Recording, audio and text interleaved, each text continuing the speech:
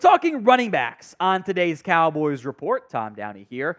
Do you think the Cowboys will add another running back before we get to week 1?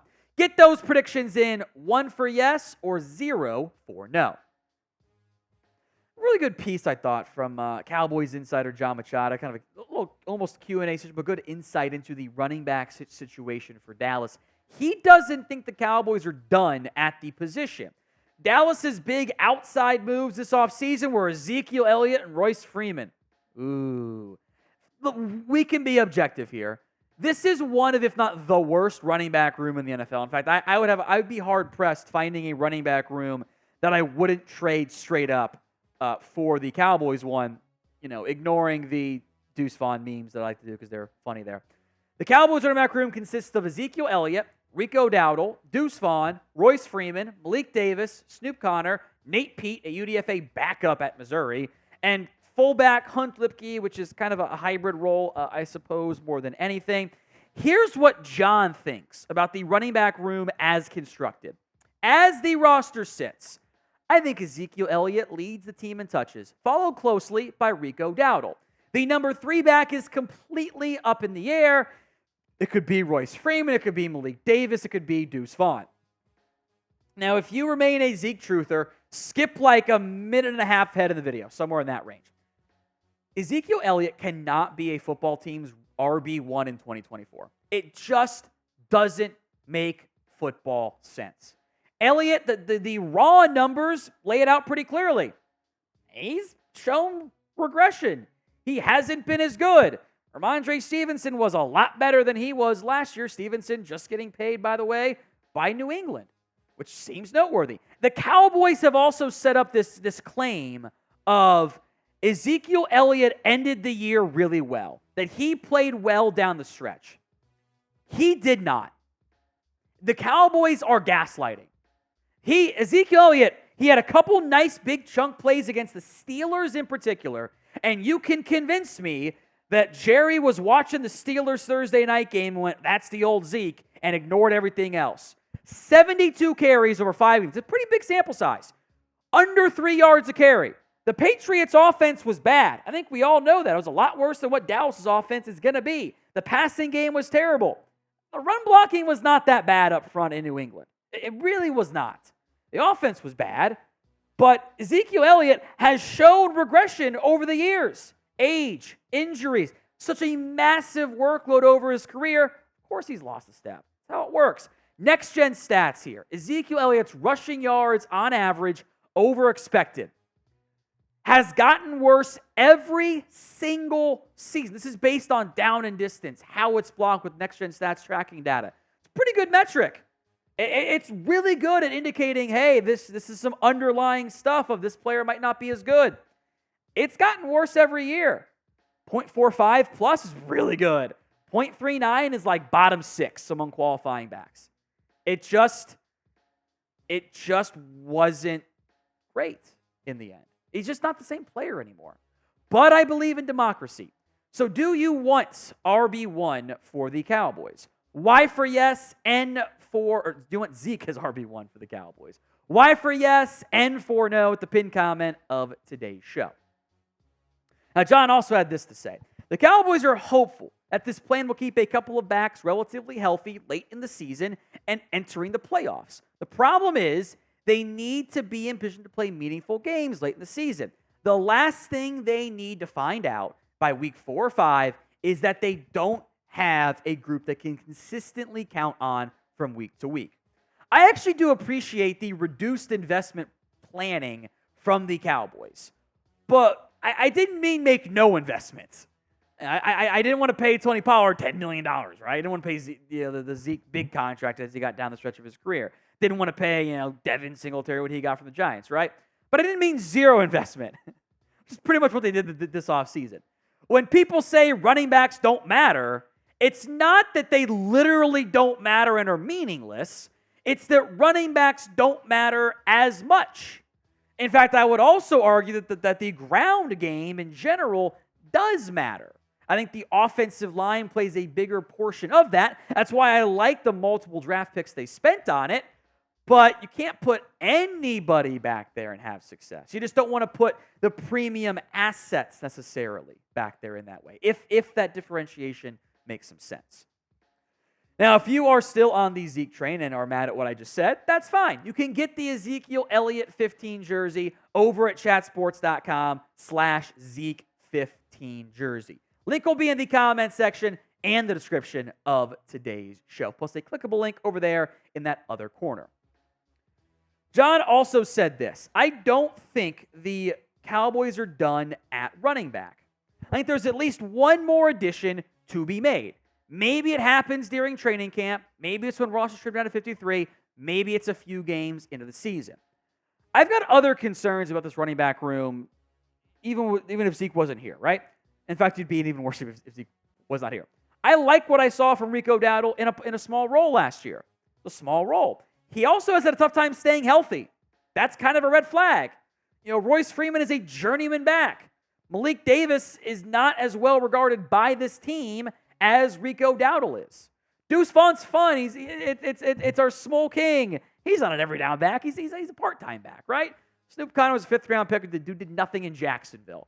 I have no idea if Nate Pete's even good at football, frankly, like relative to NFL players. So I do think you would love to get another back. You're also in June.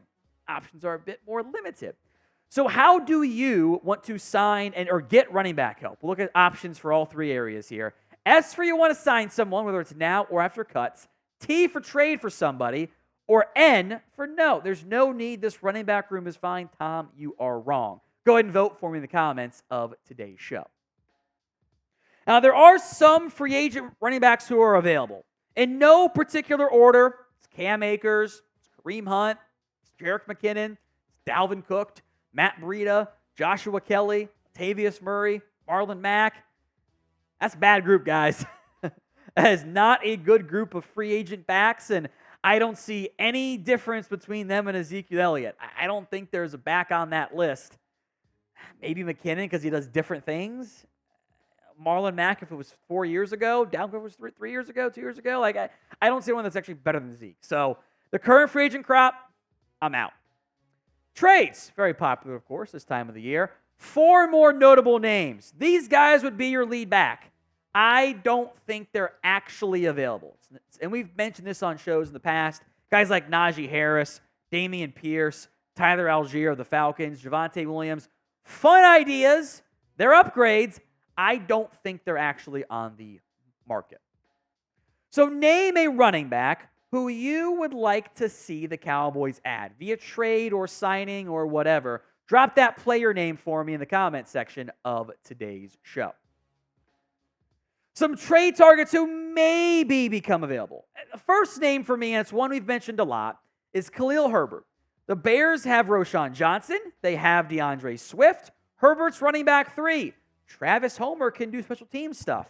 I think this would be a really good pickup for Dallas. I don't think it costs them more than a later day 3 pick.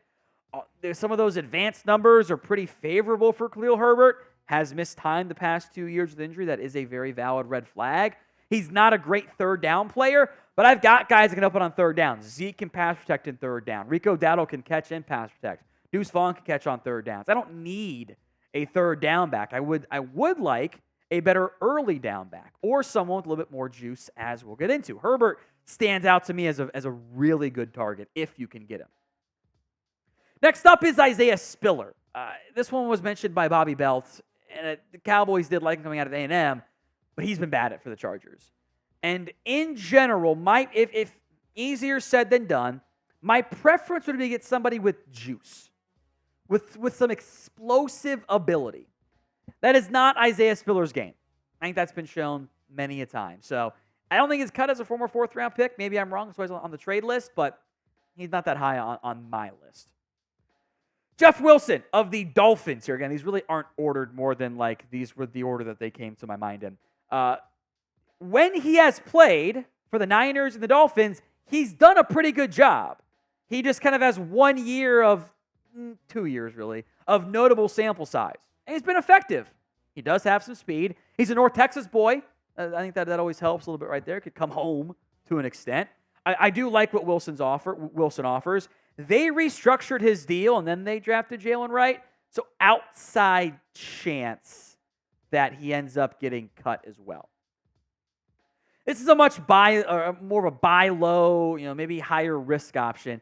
Israel Abanikanda of the Jets. I mentioned the lack of juice. Guess who's got juice? Izzy does.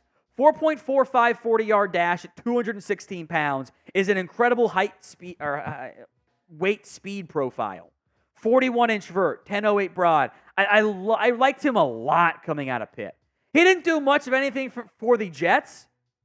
Seems like Braylon Allen's getting some good buzz there. They have Isaiah Davis.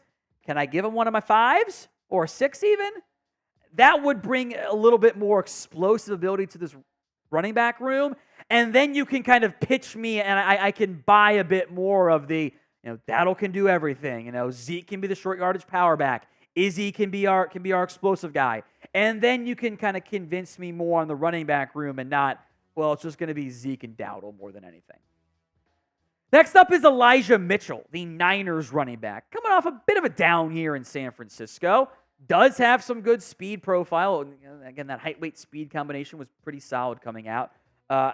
One concern that I want to mention with Mitchell and Jeff Wilson too, despite Mitchell having some very good success in previous years with San Francisco, including a 900-yard year as a rookie, almost 1,000 yards, then got banged up.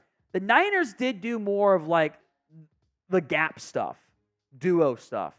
And Mitchell fits better as an outside zone runner. Dallas doesn't run a lot of outside zone. So good player. I think there are some undervalued questions there about the fit. Cut candidates. One notable name here is Miles Sanders. I have zero desire to trade for him because I'm not paying $4 million to a player that averaged 3.3 yards per carry last year. The whole idea of adding Miles Sanders is you're buying at the lowest point and getting a bounce back year.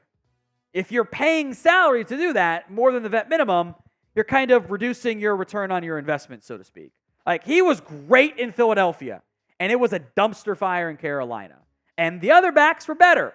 That's why if he gets cut, can have that conversation. If he doesn't get cut, well, I'm not having that conversation.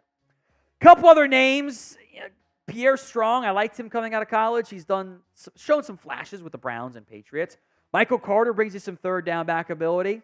Zach Evans out of TCU hasn't done a lot for the Rams. Maybe some more surprising cuts happen, and the trade targets obviously too could be options if they get cut by their teams. But I would like to see this team add a little bit more talent, some more explosive ability at the running back position.